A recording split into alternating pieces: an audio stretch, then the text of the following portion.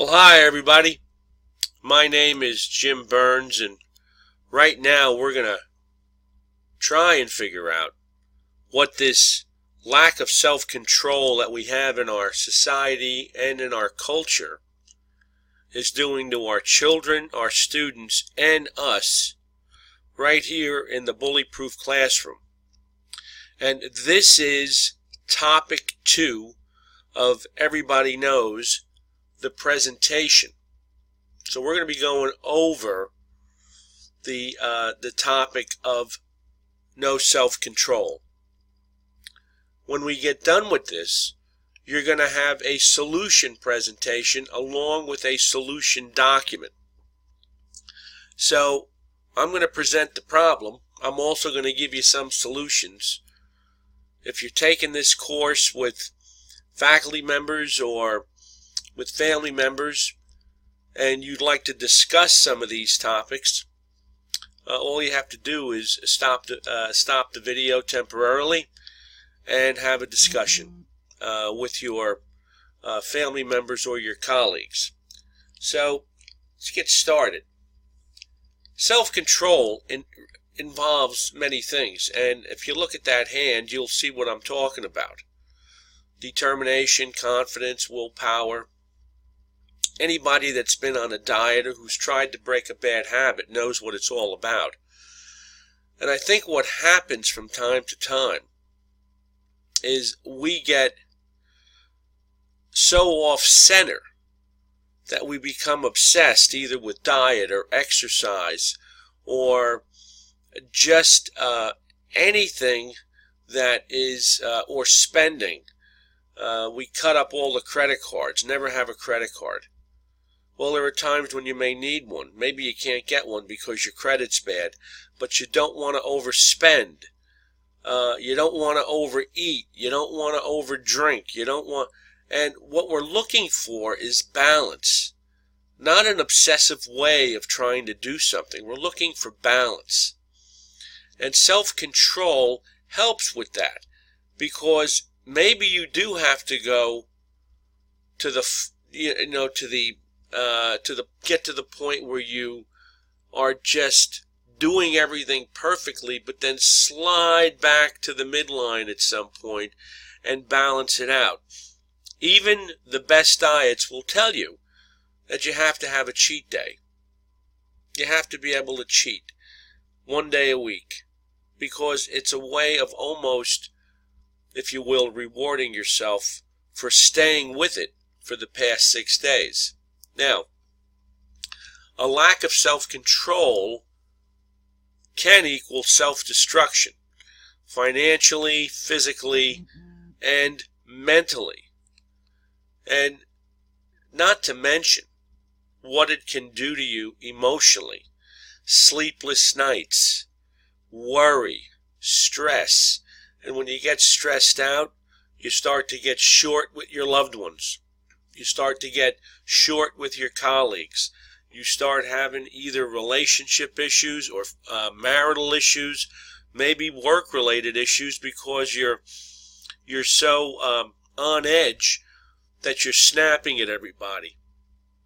Okay, and these are the areas that we have difficulty in. And when we take a good look at this, what we have to realize is that 1 in 4 homes in the United States is in foreclosure. Now, is that the bank's fault?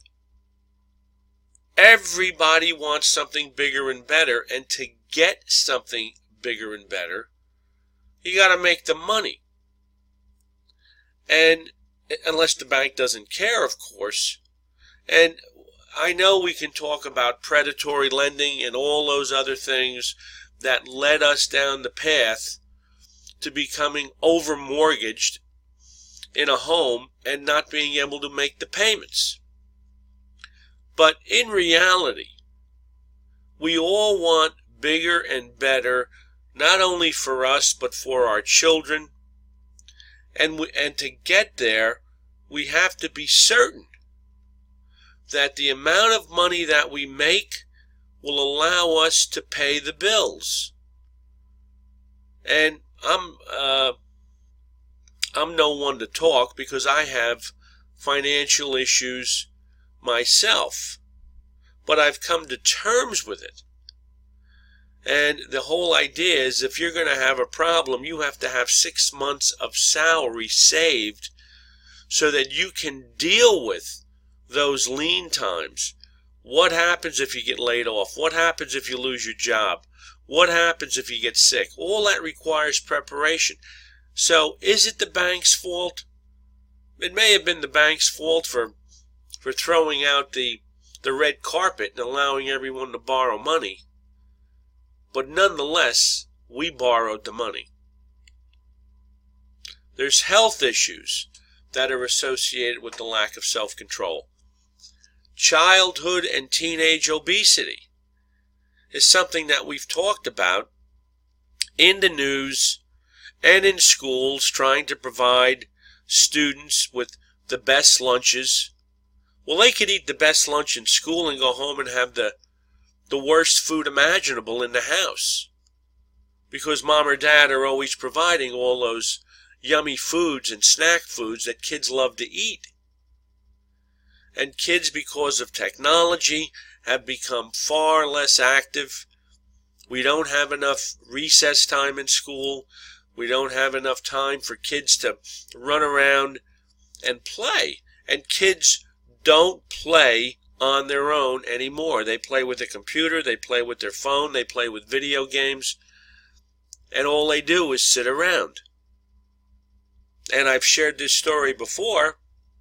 When I was a young guy, about 12 years old, feels like a million years ago right now, I'd get up at 8 o'clock in the morning and I'd go to the baseball field and play ball till the sun went down.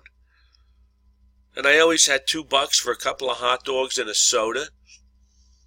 I ate lunch and continued to play. Nobody went home. We didn't have all of the sedentary tools at our disposal to sit home and do nothing. We had to go out and play. Matter of fact, our parents wanted us out of the house. Kids don't get that type of activity anymore. It's a Tuesday night soccer game. It's a practice. Everything is organized. And that produces some of the health issues that we have. Not to mention, kids get placed under stress, and those that can't handle it at times will always find something to soothe that soul of theirs, and they usually turn to food until they get older. And then we discover that they discover that smoking can do it, smoking pot can do it. They discover the prescription medication. They know that they can snort it. They grind it up and they use it. They claim they have ADHD. They get the medication. They sell the pills. There's all manner of problems with addiction in this country, and it is related to the lack of self-control that kids have, and it is almost being turned a blind eye by some adults. Not to mention some of the leftover bitterness in adults from childhood. Not everybody liked their upbringing. Not everybody had a good upbringing. Not all experiences when we were younger were the greatest. And I said it before and I'll say it again. Forgive and forget, no question. You can forgive, but you will never forget unless you get amnesia.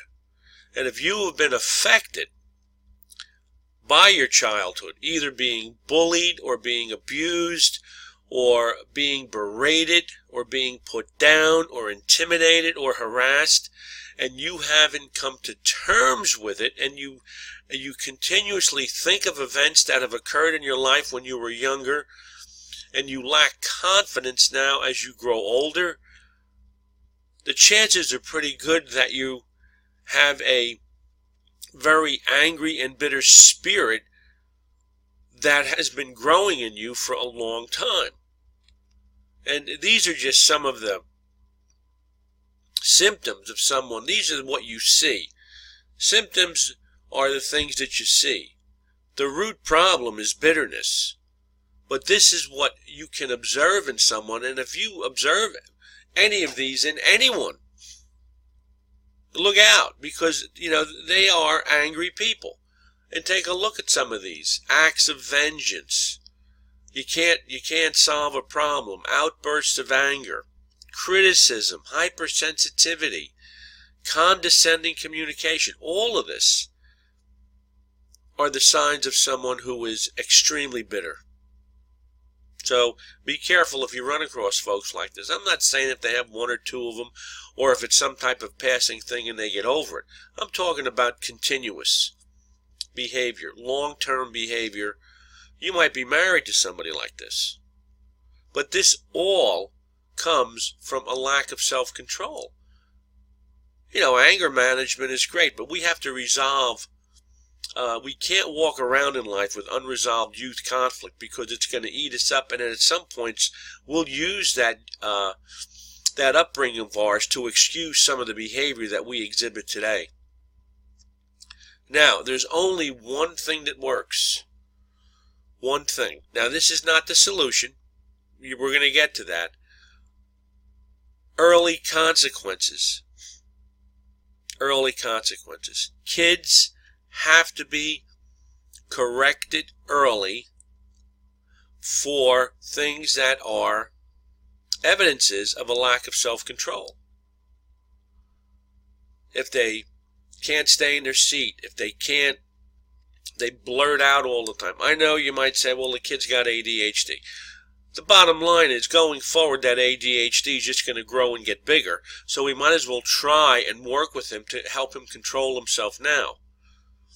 I've often said by the time a kid hits kindergarten or the first grade, they should be able to sit still for an hour straight, and people look at me like I have two heads.